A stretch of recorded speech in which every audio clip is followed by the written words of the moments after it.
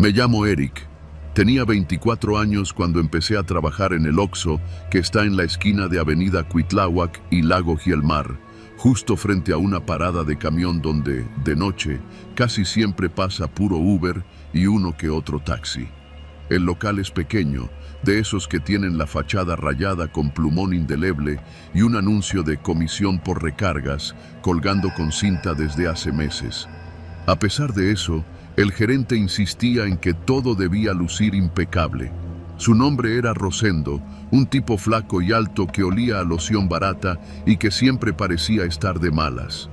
Yo trabajaba el turno de la noche junto con otro empleado, Alan, que tenía mi misma edad, pero cara de alguien que ya había visto demasiado en la vida. Era callado, pero cumplidor. Nos turnábamos las tareas. Uno se quedaba en caja y el otro se metía a la bodega a reacomodar productos o reponer refrigeradores. No había mucho movimiento después de las 11, así que teníamos tiempo de sobra para ponernos al corriente. La bodega de ese Oxxo era un espacio angosto, apenas iluminado por un foco colgante, con el piso de cemento manchado por fugas viejas.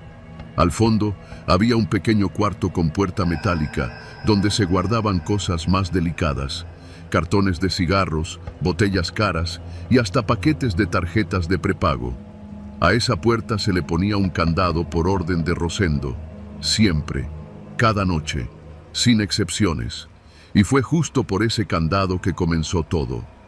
Una noche de jueves, cerca de las 11:30, Alan estaba reacomodando cervezas cuando me llamó desde la bodega. Fui a ver qué quería, pensando que necesitaba ayuda para mover un cartón de latas, pero en cuanto crucé el umbral, me hizo una señal para que guardara silencio. Me miró con los ojos muy abiertos y señaló hacia la puerta metálica del fondo. ¿Lo escuchaste?, me dijo en voz baja. Me detuve en seco. No sabía a qué se refería hasta que me quedé callado por completo. Entonces lo oí. Un sonido leve, casi imperceptible, como una respiración, no un silbido de viento o algún animal escondido. Era claramente una respiración humana, corta, ansiosa, como si alguien estuviera atrapado adentro.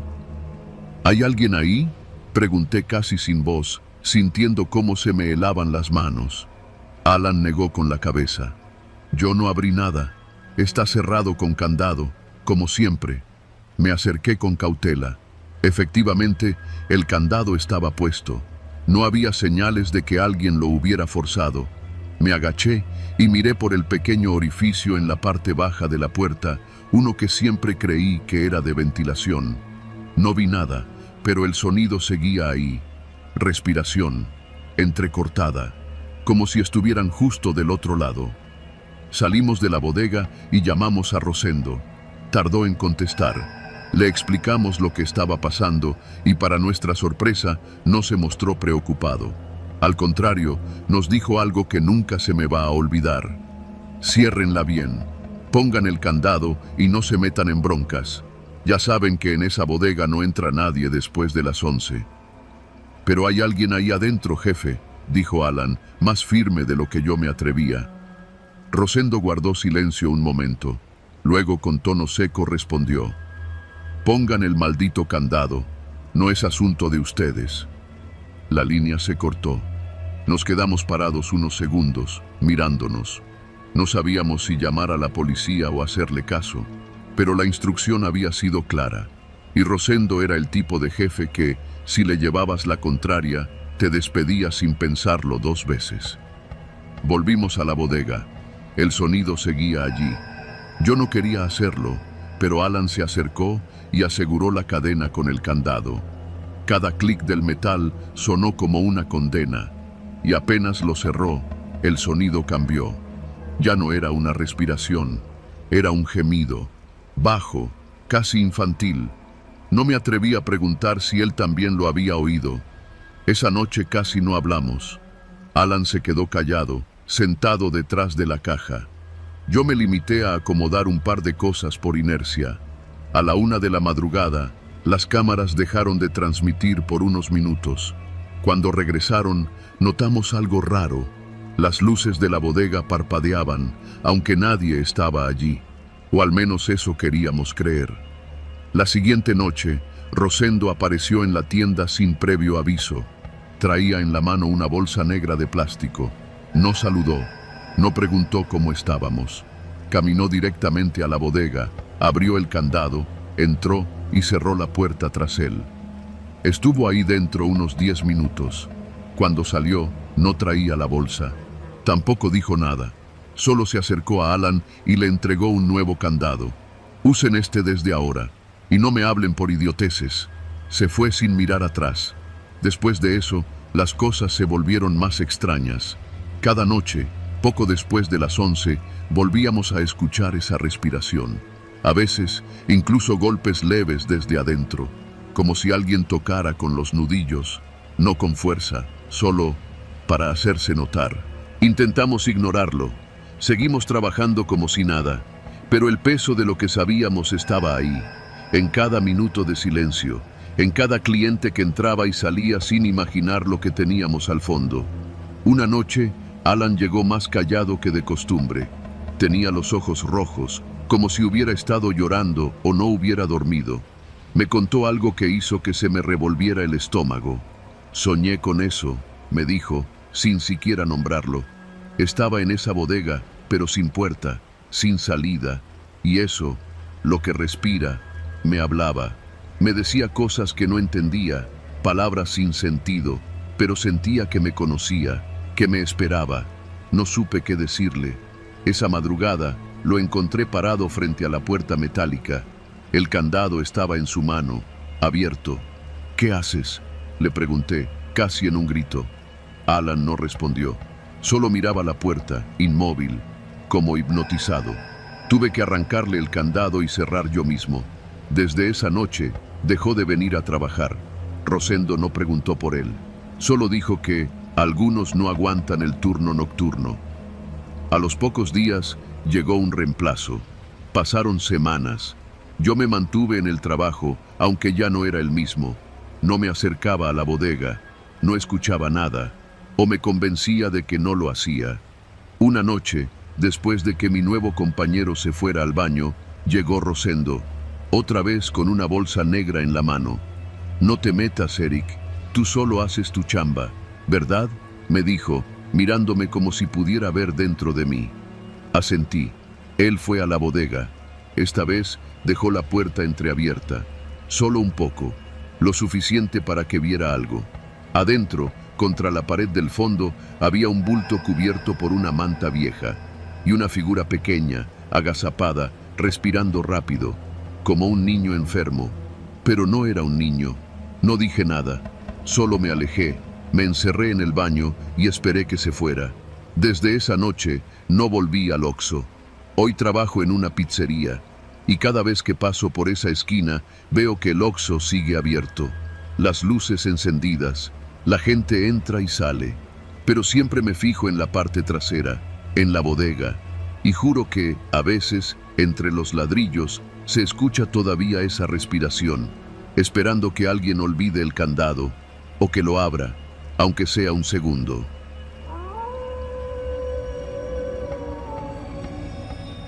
Trabajo en un Oxxo que está justo sobre Eje Central, a una cuadra del Metro Bellas Artes.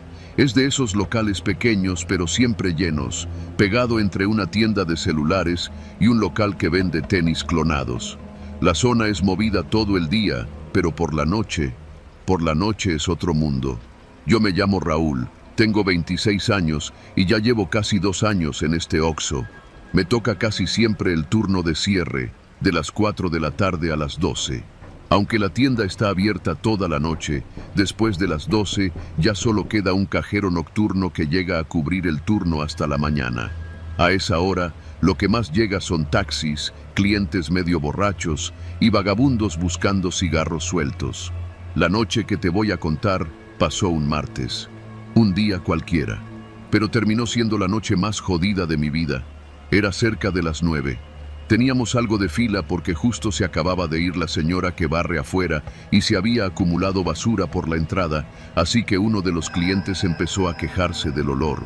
Yo estaba solo porque a mi compañera Laura la habían mandado a acomodar los refrigeradores. En eso entró una mujer. Tendría como unos 35 años, blusa apretada, maquillaje pesado, unas uñas postizas larguísimas. Venía hablando por teléfono, gritándole a alguien que no le iba a estar aguantando mamadas. Se formó como todos, pero desde que entró no dejaba de mirarme. Yo la vi de reojo, pero no le di importancia. Estaba más enfocado en un tipo que me pagaba con monedas de 10 centavos para comprar un Tonayán. Cuando llegó su turno, no había pasado ni un segundo desde que le dije «buenas noches», cuando empezó. «¿Qué me ves? ¿Por qué me ves así? ¿Qué? ¿Te gusto o qué?» Me tomó completamente en frío. Pensé que estaba bromeando. «Perdón, no la estaba viendo», le respondí serio, con las manos sobre el mostrador. «Ah, o sea, aparte te haces pendejo. Me estás viendo desde que entré. No me estés viendo con esa pinche cara, que no eres nadie para verme así. ¿O qué? ¿Me vas a seguir a la salida?» Volteé a ver a la fila. Todos se habían quedado congelados. Uno de los chavos que traía mochila hasta bajó la mirada, incómodo. Yo solo repetí: «No la estaba viendo, señora. Si quiere comprar algo, dígame y la atiendo. Si no, puede salir». Y ahí fue cuando se le botó por completo. «Pinche gato, pinche empleado muerto de hambre. ¿Cómo te atreves a decirme que me salga? ¿Tú sabes quién soy yo?» Se acercó al mostrador y me lanzó una cajetilla de cigarros que estaba al alcance. Me pegó en el brazo. Ni siquiera me dolió, pero sí me enchilé. Estaba a punto de pedirle a uno de los chavos que saliera a buscar al poli que cuida la estación del metro, cuando ella gritó algo que se me quedó grabado. «Vas a ver, cabrón, ahorita van a venir por ti, pinche muerto de hambre. Me viste con morbo como si fueras hombre. Ahorita te rompen tu madre, pinche gato». Y se fue, gritando, empujando la puerta automática con fuerza. El vidrio vibró. El silencio en la tienda se volvió incómodo. Nadie dijo nada, ni un solo cliente hizo gesto alguno. Cuando por fin reaccioné, le dije al chavo de la mochila: «¿Puedes ir por el policía que está en la salida del metro? Dile que una clienta vino a amenazarme». El chavo asintió sin decir palabra y salió caminando, pero nunca regresó. 15 minutos después, la tienda seguía igual. Yo trataba de actuar como si nada. Hasta bromeé con una clienta: «Ya me veo en TikTok, cajero misógino del Oxxo». Ella se rió un poco, pero su mirada decía que no era chistoso. Laura ya había regresado del refrigerador y se notaba tensa. Me preguntó qué había pasado. Le conté y me dijo: «Mejor quédate atrás un rato, yo cubro mientras». Acepté. Me metí a la bodega y me puse a revisar unas cajas. No habían pasado ni 5 minutos cuando escuché los gritos. No los de Laura. Gritos de hombres, voces, golpes. Salí de inmediato. Frente a la caja había 3 tipos. Uno traía una gorra de los Yankees, el otro un chaleco táctico sin logotipos, y el tercero no se me va a olvidar jamás. Camiseta blanca, tatuaje en el cuello y una pistola negra, sin disimulo, apuntando al suelo. «¿Dónde está el puto cajero?», preguntó el de la pistola. Laura no decía nada. Tenía los brazos cruzados y la cara pálida. Uno de ellos tiró un exhibidor de chocolates. Yo alcancé a ver que había una señora en la esquina de la tienda, con un niño, y los dos estaban petrificados. «No se hagan pendejos, salte cabrón, no seas culo», gritó el de la gorra. Me quedé congelado. Pensé en salir, pensé en correr por la puerta trasera, pensé en muchas cosas, pero no me moví. Laura tampoco me delató, aunque podía ver que estaba a punto de llorar. Uno de ellos se acercó al mostrador y le arrebató el teléfono a Laura. «¿Ya marcaste a la tira, zorra? ¿Eh? ¿Te crees muy viva?». La empujó con fuerza contra el mostrador. Fue entonces que el niño lloró. El hombre volteó y gritó: «¡Cállalo, señora, o se lo callamos nosotros!». No sé de dónde saqué el valor, pero grité: «¡Ya estuvo! ¡Ya estoy aquí!». Salí con las manos arriba. Todos voltearon. «Yo soy el cajero», dije. El de la pistola me vio de arriba abajo. «¿Tú eres el que miró feo a la señora? ¿A la tía de uno de mis compas?». Yo no la miré. Ella malinterpretó algo. «Solo estaba trabajando», dije con la voz firme, pero el corazón me latía como loco. El tipo dio 2 pasos hacia mí. «Pues hoy te vas a ir temprano, campeón». Levantó el arma. Yo cerré los ojos y en ese momento se escucharon los gritos. ¡Policía! ¡Al suelo todos! Entraron 3 policías de la Secretaría de Seguridad Ciudadana. No sé si fue un milagro o una casualidad. Uno de ellos traía una pistola de goma y gritaba como si estuviera en plena guerra. Los 3 tipos se echaron para atrás, pero el de la pistola alcanzó a tirar un disparo. No me dio. Reventó una botella de vino que estaba a medio metro de mí. Los 3 salieron corriendo por la puerta principal. Los policías los persiguieron. Yo me quedé ahí, tirado, cubriéndome la cabeza con las manos. Laura lloraba. Cuando todo se calmó, los clientes ya se habían ido. Nos dijeron que cerráramos la tienda y que fuéramos a declarar al Ministerio Público. Yo no paraba de temblar. El comandante que nos atendió dijo que era una bronca personal, no del Oxxo, y que probablemente esos tipos no regresarían. Pero yo no regresé. Ese fue mi último turno. Nunca sabrás lo que una mirada puede significar para otra persona. Y nunca sabes a quién conoce.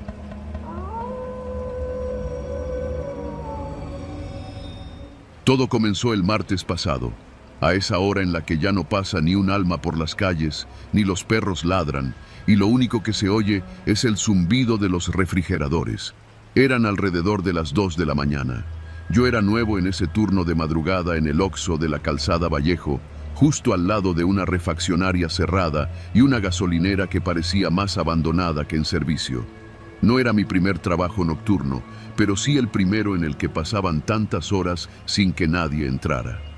Durante los primeros días, la rutina era siempre la misma. Llegar a las 11, acomodar los productos, hacer inventario, limpiar, tomarme un café barato del termo viejo que había en la bodega y aguantar hasta las 6. La única compañía era el radio encendido con la voz hueca de alguna estación que repetía las mismas 5 canciones toda la noche. Pero luego lo noté. Los clientes, los pocos que llegaban durante mi turno, literalmente solo 3, eran siempre los mismos.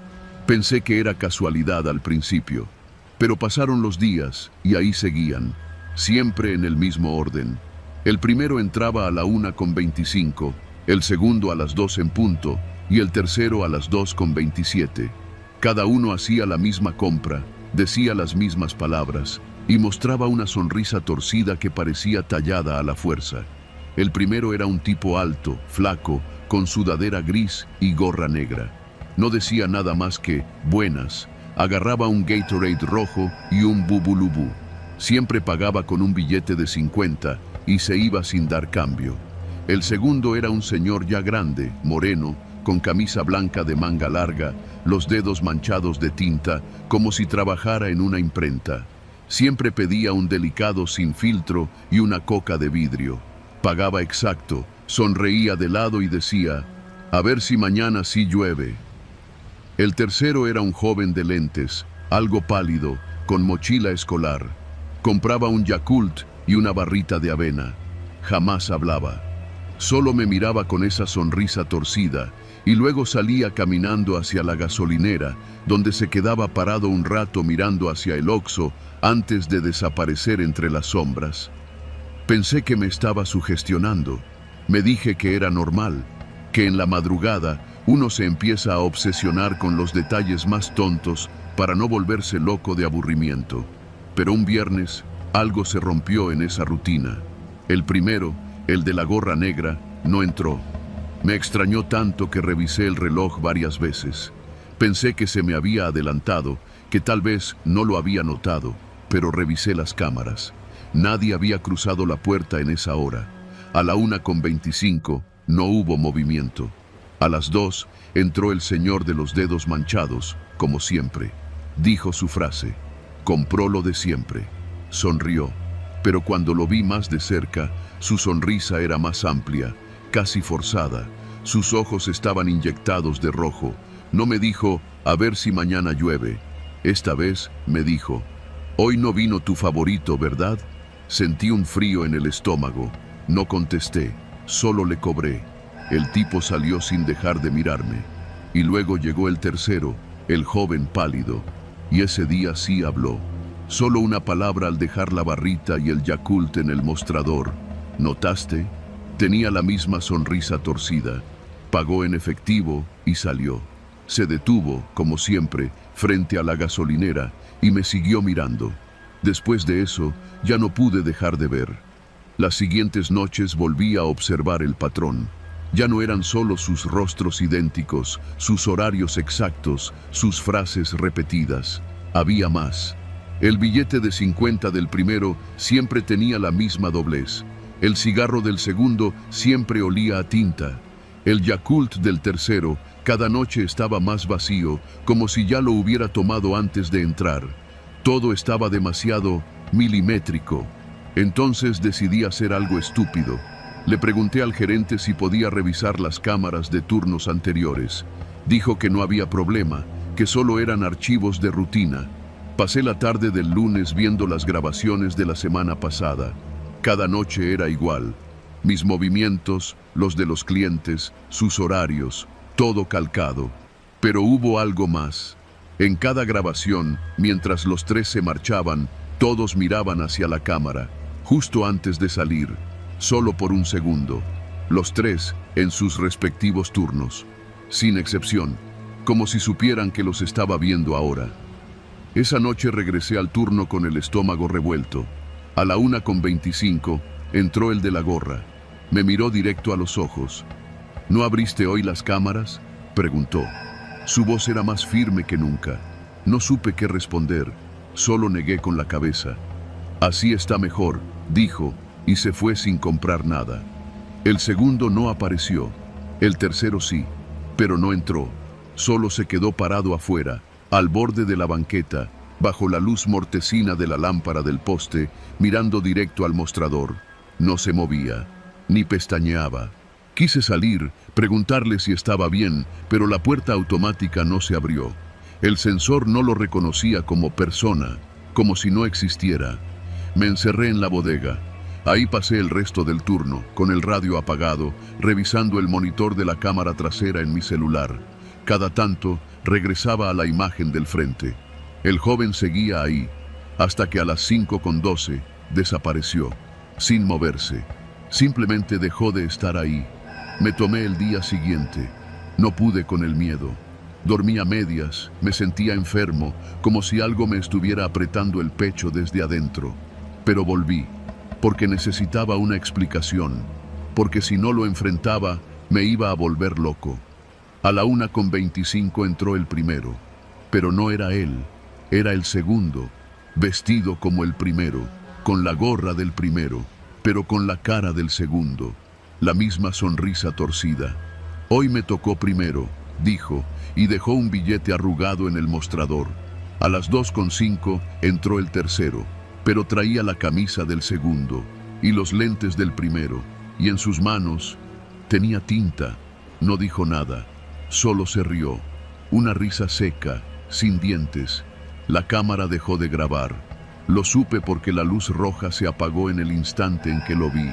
Cerré todo, bajé las cortinas, puse el letrero de fuera de servicio, aunque no estaba autorizado, y me quedé sentado detrás del mostrador, con el teléfono en la mano, sin saber si marcar a emergencias o al psiquiatra. A las 2:27 entraron los tres, al mismo tiempo. Uno traía la sonrisa, otro la mirada, el último las manos manchadas. Se acercaron al mostrador, no compraron nada, no hablaron, solo me miraron, y luego, al unísono, dijeron: «Gracias por mantener el orden». Salieron, y el silencio volvió. No volví a verlos. Renuncié una semana después. Dejé el turno sin explicación, sin aviso. El gerente ni preguntó. Solo anotó mi salida y me deseó suerte. Pero cada madrugada, a la 1:25, despierto sin razón y reviso por la ventana. Y a veces veo tres sombras en la esquina, una con gorra, otra con lentes y la última manchada de tinta. Siguen viniendo, solo que ya no es por mí.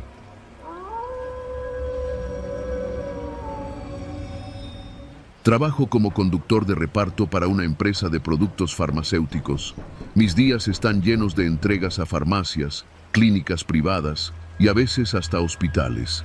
Pero los viernes por la noche, cuando termino la última ruta, me gusta detenerme en un Oxxo que queda en una esquina de la colonia El Vergel, al oriente de la Ciudad de México.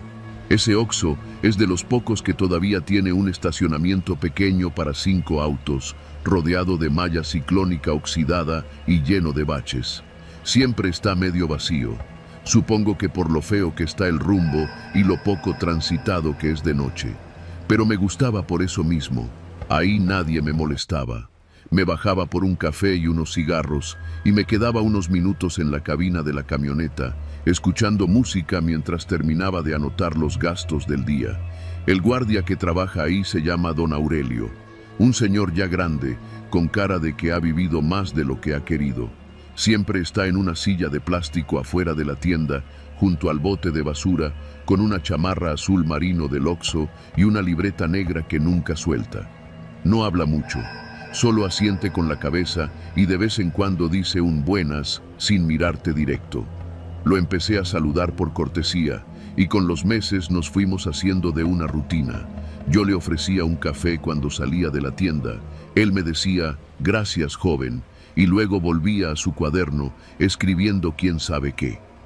Una noche me dio curiosidad y le pregunté qué anotaba. Me respondió sin verme, placas y nombres. ¿De clientes?, le dije, pensando que era parte de su trabajo. De los que regresan. Esa frase me sonó extraña, pero no quise seguirle el rollo. Pensé que era uno de esos viejitos con manías raras. La cosa es que cada viernes que me detenía ahí, lo veía con ese cuaderno. A veces escribía, a veces solo lo leía. Una vez le pregunté en broma si era su diario y me contestó, es para que no se me olvide quién estuvo aquí antes de desaparecer. No sé por qué, pero eso me dejó incómodo. Lo dije como chiste, pero el tono con el que lo soltó no tenía nada de risa. Era seco, frío, como si hablara en serio. Pasaron las semanas y seguí yendo, aunque empecé a fijarme más en su cuaderno. Cada hoja parecía escrita a mano, con letra clara, en columnas. Tenía placas de autos, nombres, fechas. Pero lo más raro es que algunos nombres estaban subrayados con marcador rojo. Una noche, mientras él estaba en el baño, me ganó la curiosidad. Caminé hasta su silla y vi el cuaderno abierto. No podía evitarlo. Me acerqué y leí una hoja. Número de placa, nombre, Juan Carlos Robles, última vez, viernes, 23 de junio.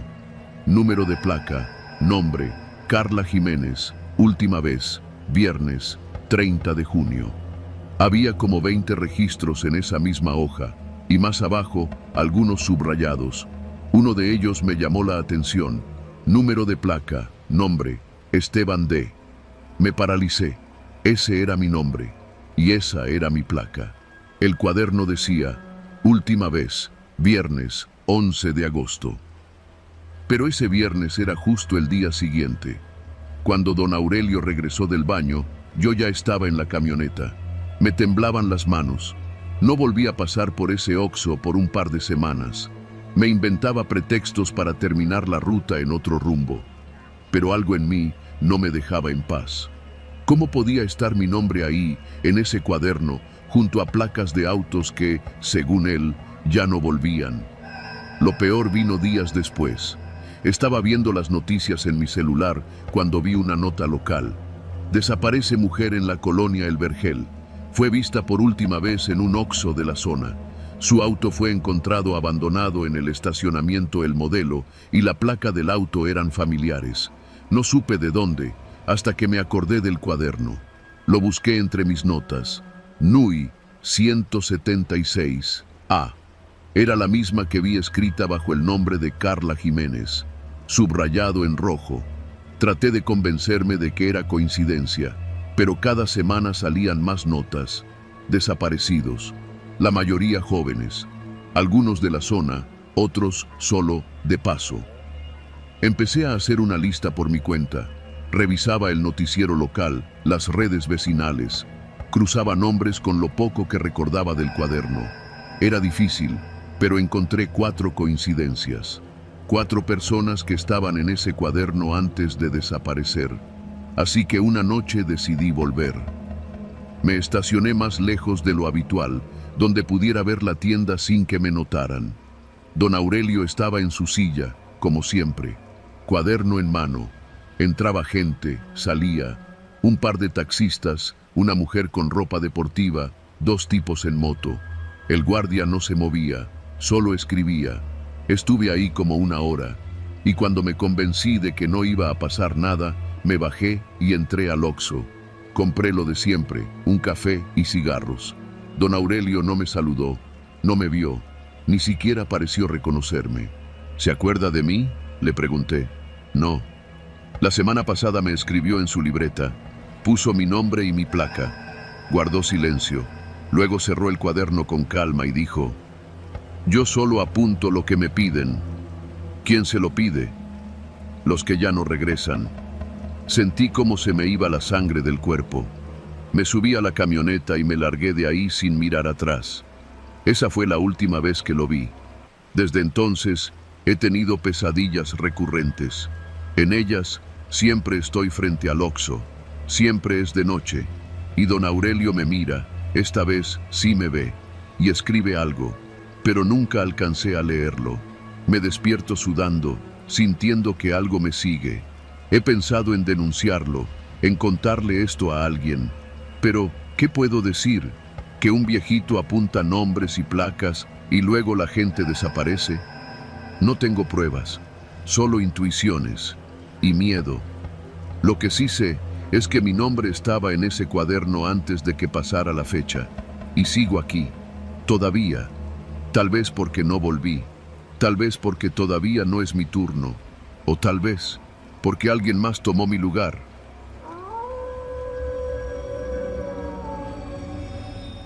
Nunca me imaginé que algo tan común como un turno en el Oxxo pudiera cambiarme la vida para siempre.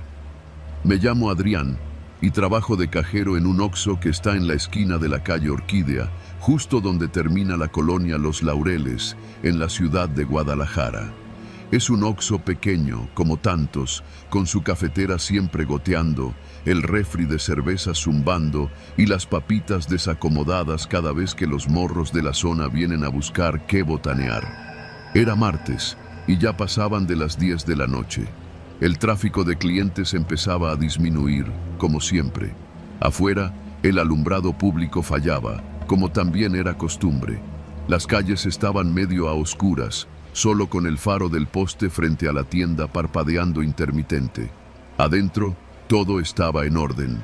Acomodé una caja de bubulubus cerca de la caja registradora y me preparaba para aguantar las últimas 2 horas del turno. Entonces lo vi.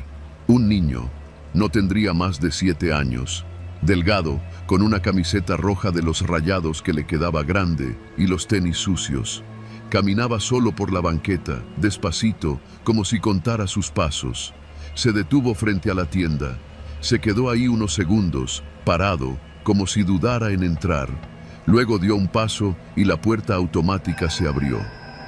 «Buenas noches», le dije, más por reflejo que por amabilidad. El niño no respondió. Tenía la mirada fija en los congeladores del fondo, donde están las paletas. Caminó sin decir palabra, directo hacia allá. No miró los dulces, ni las frituras, ni las botellas de colores. Solo abrió la puerta del congelador, metió la mano, sacó una paleta de sandía y caminó de regreso hacia mí. No parecía asustado, tampoco parecía perdido, solo ido, como si estuviera haciendo algo que no entendía del todo. La puso en el mostrador sin mirarme a los ojos. «¿Y tus papás?», pregunté, mientras pasaba el código de barras. «Nada». «¿Dónde están tus papás, chamaco?». Entonces habló. «Afuera». Levanté la vista. Me pareció raro que a esa hora y en esa colonia un niño anduviera solo. Me asomé por la ventana. Justo frente al OXO había una camioneta estacionada. Una Suburban vieja, color vino, con los vidrios totalmente polarizados. El motor estaba encendido. Lo noté porque el humo del escape subía perezoso hacia la luz parpadeante del farol. Pero no se veía a nadie adentro. Ni luces interiores, ni movimiento, ni figura en el volante. «¿Quién está afuera?», insistí. El niño con voz bajita respondió: «El señor». «¿Cuál señor? ¿Cómo se llama?» «No sé, solo me dijo que bajara a comprar la paleta. Me dio el dinero. Me mostró una moneda de 10 pesos. La tomó de su bolsillo, con dedos temblorosos. Le di el cambio, con la piel erizada. Intenté mantener la calma». «¿Y tú lo conoces?» «No». «¿Y por qué te subiste con él?» Se encogió de hombros. «Me dijo que me iba a llevar con mi mamá». «¿Dónde está tu mamá?» «No sé». Tragué saliva. El niño no mentía. Eso se le notaba en los ojos. Tenía esa mirada vidriosa de quien está obedeciendo por miedo. No parecía enojado, ni triste, ni ansioso. Solo desconectado. Tomé una decisión rápida. Me agaché al nivel del mostrador y le hablé en voz baja. «Escúchame bien. Quédate aquí. No salgas. ¿Entiendes?» El niño asintió. Salí del Oxxo, con el celular en la mano, grabando. Caminé hacia la Suburban con pasos firmes, tratando de no parecer nervioso. El motor seguía encendido. El escape tosía con intervalos. Me acerqué por el lado del piloto, pero no pude ver nada por los vidrios oscuros. Toqué el cofre. Nada. Toqué el vidrio. Silencio. «Oiga», dije en voz alta, «¿hay alguien ahí?» En ese momento, el motor se apagó. Mi cuerpo reaccionó con un impulso. Retrocedí 2 pasos, levantando el celular como si eso fuera a protegerme. Pasaron 5 segundos, 10, 15, ningún movimiento. El interior seguía oscuro, parecía abandonada, pero juraría por la Virgen que alguien había estado ahí hace un segundo. Me acerqué de nuevo, esta vez por el lado del copiloto. Me agaché un poco, tratando de ver si por alguna rendija podía identificar una silueta. Fue entonces cuando noté un pequeño agujero en el polarizado, justo en la esquina inferior. Ahí dentro, en el asiento trasero, había varias mochilas escolares, una encima de otra, algunas con manchas. Una de ellas estaba rasgada, y sobre ella, un zapato de niño, uno solo. Mi piel se tensó como cuerda. Di un paso atrás. Algo no cuadraba. Me giré para correr de vuelta a la tienda, pero antes de llegar, escuché el sonido del motor volviendo a la vida. Me giré justo a tiempo para ver cómo la camioneta arrancaba con un chillido de llantas y se perdía calle abajo a toda velocidad, sin luces, como un fantasma. Entré al Oxxo de nuevo. El niño seguía en su lugar, con la paleta en la mano, mirándome. «¿Se fue?», preguntó. «Sí», dije. «¿Cómo te llamas?» «Isaac». «¿Tienes familia cerca?», negó con la cabeza. «¿Dónde vives?» «No sé. Estaba en el parque y me dijo que me subiera. Dijo que me iba a llevar a ver a mi mamá, pero no quiso decirme su nombre. Llamé al 112. Pedí apoyo urgente. Me comuniqué también con el encargado de la gasolinera que está al lado. Le pedí el video de sus cámaras de seguridad. Me dijo que una apuntaba justo hacia la calle y que podíamos revisar. La policía llegó en menos de 15 minutos. Les conté todo. Se llevaron al niño, muy amablemente, mientras yo daba mi testimonio. Les entregué el video que el guardia de la gasolinera me ayudó a descargar. En él se veía todo, clarísimo. El niño bajando de la camioneta, entrando al OXXO, yo saliendo. Pero cuando el video muestra la camioneta, nadie la estaba manejando. El volante estaba quieto. No había manos. Los policías no supieron qué decir. Los días siguientes fueron un infierno. Vinieron trabajadores del DIF, un agente del Ministerio Público y hasta un tipo de traje que nunca me dijo quién era. Me preguntaron si había visto a esa camioneta antes. Les dije que no. Me enseñaron fotos de menores desaparecidos. Reconocí uno de los tenis de la mochila. Era de un niño reportado en Irapuato. Nunca supe qué pasó con Isaac. Solo supe que no tenía papás vivos y que llevaba más de 3 meses desaparecido. Nadie sabe cómo apareció en Guadalajara. Desde entonces, cada vez que un niño entra solo al Oxxo, me congelo por dentro. Y cada vez que escucho el zumbido de un motor detenido afuera por más de 5 minutos, salgo, reviso. Y espero no volver a ver esa camioneta vino con vidrios negros, porque no sé si la próxima vez vendrá a recoger lo que dejó pendiente.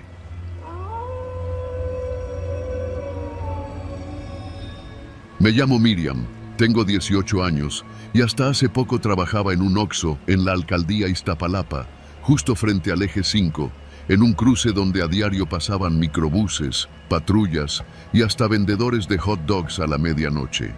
No era el lugar más bonito del mundo, pero pagaban puntual y eso ya era suficiente para mí y para mi novio, Darío, que también trabajaba ahí. Compartíamos turno nocturno porque a nadie más le gustaba y así pasábamos más tiempo juntos. Todo empezó hace unos 3 meses, cuando un cliente habitual, un tipo que venía cada noche por cigarros y una botella de agua, dejó de venir. No era raro que los clientes desaparecieran, pero lo que me sacó de onda fue cómo reaccionó el gerente, Don Polo, cuando lo mencionamos. ¿Quién? No me suena, dijo sin siquiera mirarnos, revisando unas cajas de cigarros. Pero claro que le sonaba. Ese cliente siempre le dejaba el cambio y le decía hasta mañana, como si fuera costumbre. Darío y yo nos miramos raro, pero no dijimos nada. Poco después empezamos a notar cosas que antes nos pasaban por alto, como que los reportes del cierre nunca coincidían con lo que teníamos en inventario. En especial, faltaban cosas caras, botellas de whisky, cartones de cigarro, productos que no se iban tan fácil. Lo comentamos con Don Polo, pero él nos decía que seguro nosotros estábamos haciendo mal el conteo, que nos relajáramos, que no era tan grave. Esto es un Oxxo, no un banco, nos dijo una noche, riéndose mientras firmaba los reportes sin leerlos. A Darío eso no le gustó nada. Él era de esos que se toman en serio su trabajo, aunque le paguen una miseria. Empezó a tomar fotos de los estantes antes y después del turno, por si nos querían echar la culpa. Al principio lo hice por él, pero después de unas semanas empecé a notar que algo raro sí pasaba. Una noche, como a las 2 de la mañana, Darío se metió a la bodega para revisar unas cajas. Yo me quedé sola en la caja y entró un tipo alto, de barba descuidada y gorra. No me pidió nada. Se fue directo a los refrigeradores, agarró una botella de Bacardí, la metió en su sudadera y se salió caminando como si nada. Toqué el timbre para que saliera Darío. Cuando llegó, salimos a ver si el tipo seguía por ahí, pero ya no había nadie. Revisamos las cámaras. Nada. No había quedado grabado. Era como si se hubiera colado en un parpadeo, sin activar la puerta automática. Le dijimos a Don Polo la mañana siguiente, cuando llegó. No dijo nada por un rato. Luego, sin dejar de ordenar los paquetes de pan Bimbo, soltó. No se preocupen por eso, no reporten ese robo, ya está controlado. ¿Cómo que controlado?, preguntó Darío, frunciendo el ceño. Hay cosas que no vale la pena mover, mijo, respondió, esta vez con una sonrisa que no le conocíamos. Después de eso, empezaron a pasar cosas más raras. Cada semana faltaban más productos y más clientes raros entraban. Tipos tatuados hasta el cuello, que pedían cigarros con nombres que ni conocíamos y pagaban con billetes arrugados de 500. Uno de ellos incluso se metió a la bodega sin permiso. Le dijimos a Don Polo y nos contestó que no nos metiéramos con ellos, que eran clientes especiales. No entendíamos qué pasaba hasta que una madrugada, ya casi por terminar turno, escuchamos un portazo fuerte. Darío fue a la bodega y tardó más de lo normal. Me empezó a preocupar, así que fui tras él. Lo encontré parado frente al refrigerador viejo, ese que ya ni funciona. Estaba blanco, como si hubiera visto un muerto. ¿Qué pasó? Él solo señaló. Me acerqué al refrigerador y vi cajas abiertas de licor. No del Oxxo, eran de otra marca, con sellos que no conocía. También había paquetes envueltos en cinta café, como los que ves en las noticias cuando hacen decomisos de droga. Darío me miró como si se le hubiera ido el alma. Esto no es mercancía de la tienda, Miriam. Esto es otra cosa. Aquí están guardando cosas ilegales. Volvimos a la caja sin decir nada. Esa mañana, Darío me dijo que iba a renunciar, que no se iba a quedar ahí sabiendo que el gerente estaba metido con narcos. Yo le dije que hiciéramos la denuncia anónima, pero él sabía que eso no funcionaba. ¿Y si los que vienen son policías coludidos? ¿Y si nos agarran de testigos? ¿Y si desaparecemos como ese cliente que ya no volvió? Decidimos esperar, buscar otro trabajo y renunciar en cuanto pudiéramos. Pero el destino se adelantó. Un viernes por la noche, don Polo no llegó al cambio de turno. Nos tocó abrir sin instrucciones, solos. Cerca de las 2 llegaron 2 camionetas, de esas de doble cabina, sin placas, con vidrios polarizados. Se bajaron 3 tipos, todos armados, aunque escondían las pistolas en las chamarras. Uno se acercó a la caja y dijo, ¿está el gerente? No vino hoy, dije, tratando de sonar natural. El tipo se volteó a los otros y asintió. Uno entró a la bodega sin pedir permiso, el otro se quedó vigilando. Todo era silencio. Darío y yo solo nos mirábamos sin saber qué hacer. Cuando el tipo volvió, traía 2 cajas. No dijo nada. Salieron sin pagar y sin mirar atrás. Esa fue la noche en que entendimos todo. Don Polo no era solo un gerente. Era el que permitía que ese Oxxo funcionara como bodega clandestina para narcos de la zona.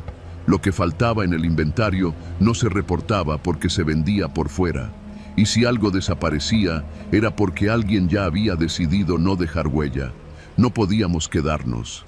Esa misma madrugada, Darío borró las fotos que había tomado. Me pidió que hiciéramos lo mismo con los videos, con los registros, con todo. Lo hicimos. Teníamos miedo. Sabíamos demasiado. Renunciamos al día siguiente, alegando razones personales. Nadie nos preguntó nada, ni don Polo. Solo nos dijo, suerte, con esa sonrisita suya, como si ya supiera que no íbamos a hablar.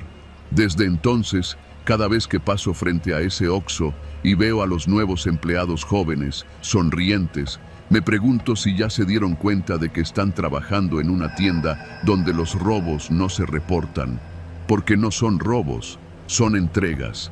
No me arrepiento de haber salido de ahí, pero tampoco puedo dormir tranquilo. A veces pienso que, si alguien decide limpiar cabos sueltos, Darío y yo vamos a estar en la lista. Y esa lista no aparece en ningún reporte.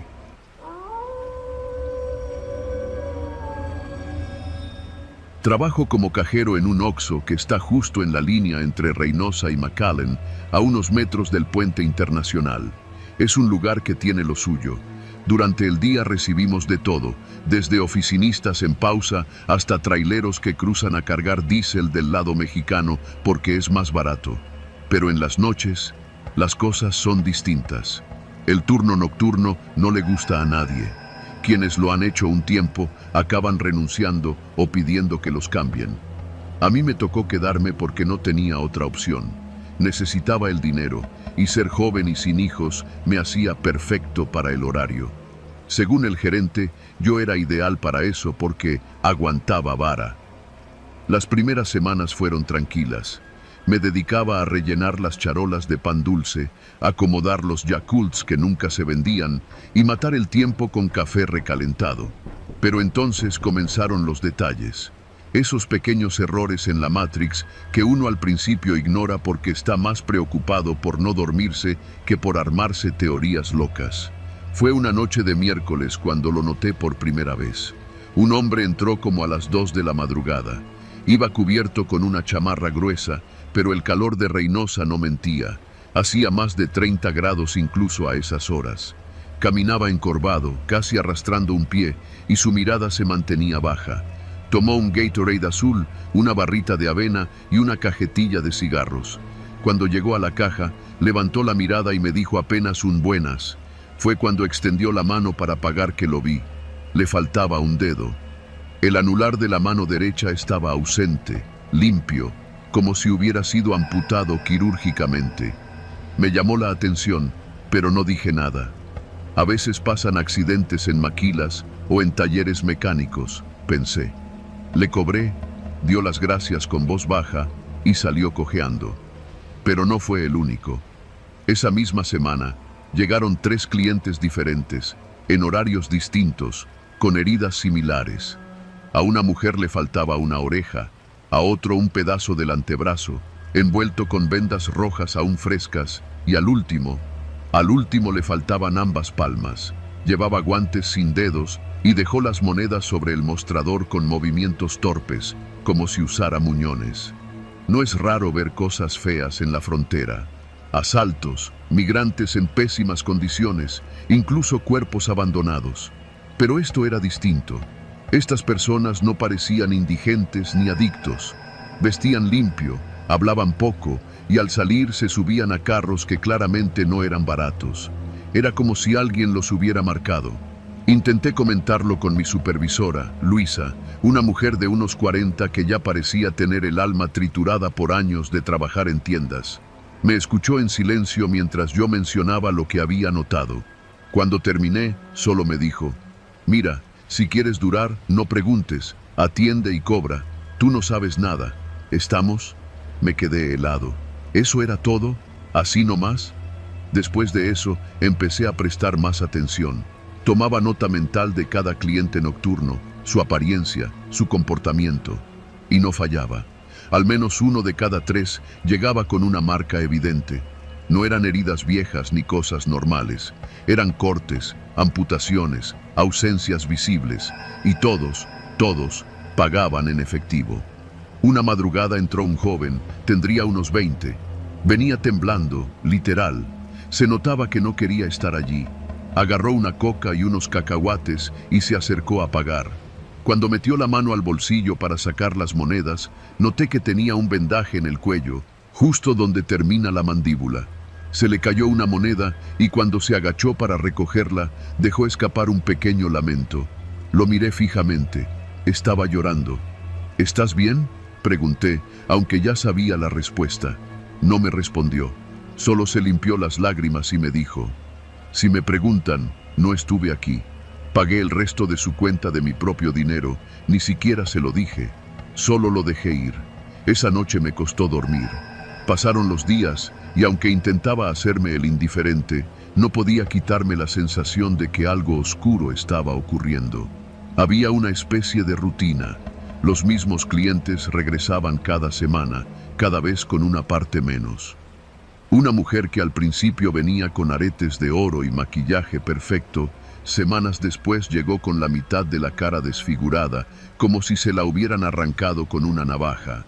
Aún así, pagaba en efectivo, siempre con la mirada perdida. Una madrugada me llegó una alerta por radio: «No atiendas si entra alguien con ropa mojada». La orden vino del jefe regional, según Luisa. Nadie explicó más. La misma noche, entró un tipo con el pantalón empapado hasta las rodillas. Se veía desorientado, caminaba sin ver, como si estuviera en otro lugar. Me miró directo a los ojos y me dijo: «Solo quiero un café». Lo rechacé. Le dije que la máquina no servía, que el sistema estaba caído. Mentí todo lo que pude. Él me miró, asintió y se fue. Cuando regresé al mostrador me di cuenta de que había dejado una foto vieja sobre el vidrio. En ella aparecía él, sonriendo, al lado de una mujer y un niño, frente a una camioneta. Detrás de la foto había una palabra escrita con tinta roja: «Próximo». No dormí en 2 días. Empecé a investigar por mi cuenta. Hablé con un trailero que venía cada semana a cargar diésel en la gasolinera de al lado. Le conté lo que veía y su cara cambió. «Eso que dices, lo he oído. Le llaman el cobro. Dicen que hay gente que se mete en cosas pesadas, pero en vez de pagar con dinero, pagan con carne. Así, literal. Les piden partes del cuerpo, 1 por semana, hasta que saldan la deuda. Y si se rajan, desaparecen». «¿Quién hace eso?». El trailero no respondió. Solo me dijo: «Cuando te pregunten si viste algo, di que no. Si alguien te ofrece algo, huye». Después de eso, empecé a notar más cosas. Una noche vi que un hombre dejó caer una bolsa al salir. Era una bolsa transparente. Dentro, envuelta en plástico, había una oreja, limpia, fresca, y en el fondo de la bolsa, un recibo de Oxxo con la fecha del día. El gerente vino por las cámaras al día siguiente. Me dijo que no dijera nada, que ya estaban viendo el tema. La última noche que trabajé ahí, pasó lo peor. Eran casi las 3. Entró una señora que yo ya conocía. Antes venía con su hija, una chiquilla de unos 10 años. Esa noche venía sola. Llevaba la mirada perdida y sostenía algo en las manos, envuelto en una tela. Se acercó al mostrador, dejó el paquete sobre el vidrio y me dijo: «Vengo a saldar la deuda». No pude decir nada. Mi cuerpo estaba congelado. Ella empujó el paquete hacia mí y dijo con voz hueca: «Dijeron que con esto ya era suficiente. Ya me puedo ir». Salió sin comprar nada. El paquete seguía ahí. Lo abrí con miedo. Dentro había una mano pequeña, de niña. Renuncié esa misma mañana. No volví a trabajar de noche, ni en esa tienda ni en ninguna. Cada vez que paso por un Oxxo cerca de la frontera, me pregunto si ahí también alguien cobra en carne, si el cajero ya lo notó, si también ve las partes que faltan. Yo sí las vi, y ya nunca volví a dormir igual.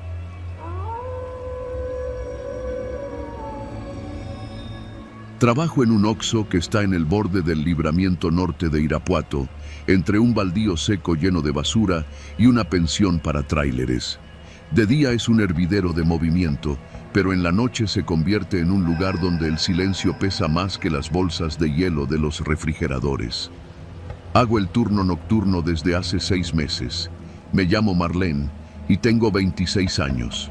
No es el trabajo de mis sueños, pero es lo que hay. Aquí una aprende a ignorar muchas cosas: los borrachos, los traileros que insisten de más, los vagabundos que se quieren quedar dormidos junto a la cafetera. Pero lo de esa noche fue distinto, muy distinto. Todo empezó hace poco más de una semana. Eran como las 10:40 cuando lo vi por primera vez.